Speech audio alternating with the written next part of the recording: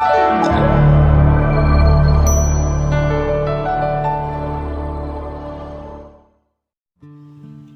باللہ من الشیطان الرجیم، بسم اللہ الرحمن الرحیم۔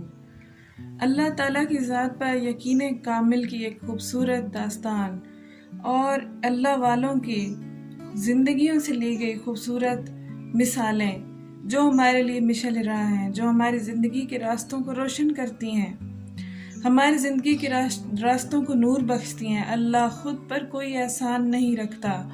اگر آپ اس کے لیے کوئی چیز چھوڑ دیتے ہیں تو وہ آپ کو اس سے بہتر نوازتا ہے، حالانکہ آپ چھوڑتے بھی اپنی بھلائی کے لیے ہیں۔ اور اگر اللہ تعالیٰ آپ سے کچھ لے لیتا ہے تو وہ بھی آپ کی بھلائی کے لیے۔ اللہ پر ایمان رکھو، جن کے ایمان مضبوط ہوتے ہیں انہی کے لیے معجزے رونما ہوتے ہیں۔ سامعین گرامی، انسان بہت ہی جلد باز متوقع ہوا ہے۔ خدا جب درد دیتا ہے، تکلیف ہوتی ہے تو تسکین بھی ضرور ہوتی ہے۔ آپ مانگیں تو صحیح، تسکین اور صبر اور اس کی مدد اسی لمحے پہنچتی ہے۔ اللہ کے آگے جھکو، اللہ آپ کو کسی کے آگے جھکنے نہیں دے گا۔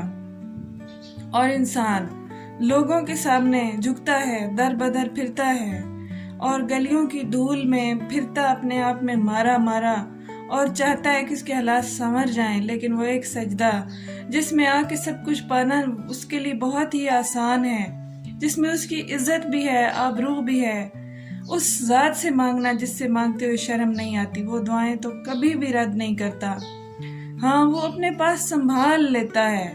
اور جب تمہیں ذکر الہی اچھا لگنے لگے نا تو جان لو کہ اللہ تعالیٰ سے اور تم اللہ سے محبت کرنے لگے ہو اور اللہ تعالیٰ تم سے محبت کرنے لگا ہے۔ اگر کوئی چیز تقدیر میں نہیں لکھی تو پھر وہ دعا ضرور کرنی چاہیے، کیونکہ تقدیر ہم جتنی بھی کوشش کر لیں لیکن ہم اپنی دعاؤں کے ذریعے ہی اپنی تقدیر کو بدل سکتے ہیں۔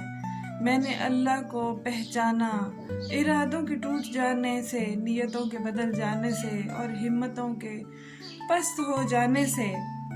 دنیاوی سہارے جب چھوڑ جائیں اور آپ خود کو تنہا محسوس کریں تو ایک غیبانہ طاقت آپ کو عجیب سی قوت بخشتی ہے، وہ ہے رب تعالیٰ کی ذات اور وہ ہے رب تعالیٰ کی ربوبیت۔ اور وہ فرماتا ہے کہ میں تو تمہاری شارک سے بھی زیادہ قریب تر ہوں۔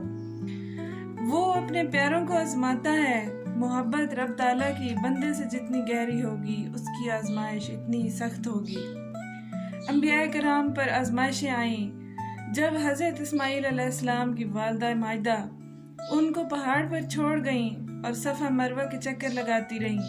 وہ ایک آزمائش کا وقت ضرور تھا، لیکن رب تعالیٰ کو وہ آزمائش اتنی پسند آئی اور بی بی ہاجرہ اس پر اتنی پوری اتری کہ پروردگار عالم نے اس کو حج کا رکن بنا دیا، عمرہ کا رکن بنا دیا۔ صفا مروہ کی سعی کرنا ہمارے لیے حج کا، عبادت کا رکن بنا دیا۔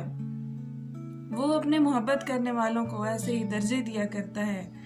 وہ جہان، دو جہانوں اور تمام جہانوں سے افضل، دو جہانوں کے سردار نبی اللہ صلی اللہ علیہ وآلہ وسلم کی آل پاک، ان کے اوپر جب لوگ ظلم کرنے کے لیے ڈٹ گئے، وہ کون تھے؟ وہ کوئی غیر نہیں تھے، وہ مسلمان ہی تھے، نبی کا کلمہ پڑھنے والے، لیکن صرف نام نہاد مسلمان، فتح مکہ کے موقع پر خوف و ہراس میں مبتلا ہو کر کلمہ پڑھنے والے مسلمان۔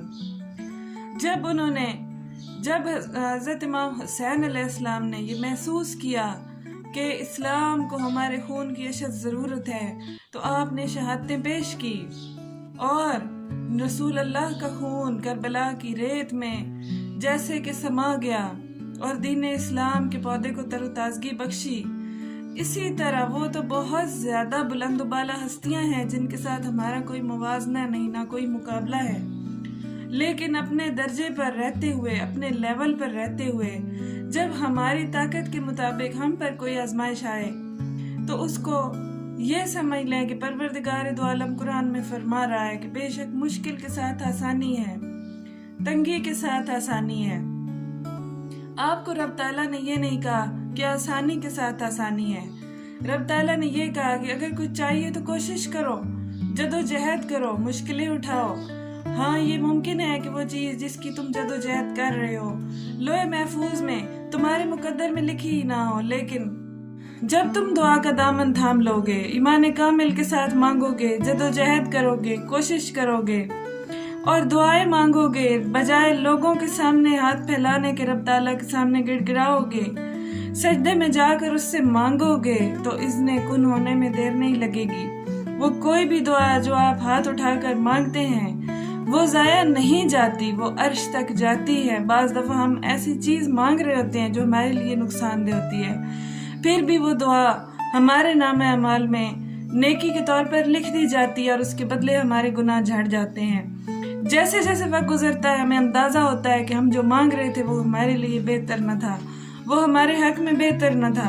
رب دو جہان نے بہتر کیا جو ہمیں نہ بخشا، اگر بخشتا تو ہم نقصان اٹھاتے، ہم خسارہ اٹھاتے، اور اس کے بعد ہم اپنی پیشانیوں کو سجدہ شکر میں گرا دیتے ہیں۔ انسان جلد باز ضرور متوقع ہوا ہے، لیکن جیسے ہی محسوس کرے کہ اس سے غلطی ہوئی، غلطی سرزد ہوئی، اس نے اپنے لیے غلط چیز کا انتخاب کیا اور وہ اپنے سر کو پیشانی کو سجدہ میں رکھ کے شکرانہ ادا کرے تو رب تعالیٰ وہ بھی اس کا نیکی میں شمار فرماتے ہیں۔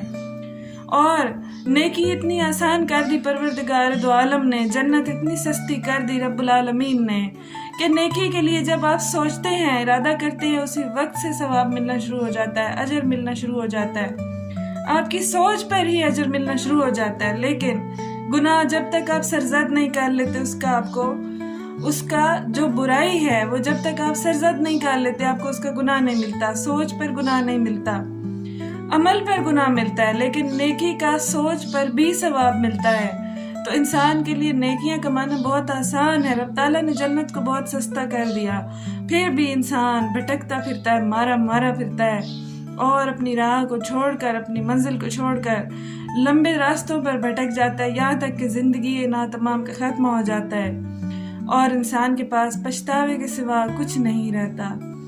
پلیز غور کیجیے گا، رب تعالیٰ ہمیں ان باتوں پر عمل کرنے کی توفیق عطا فرمائے۔ جزاک اللہ۔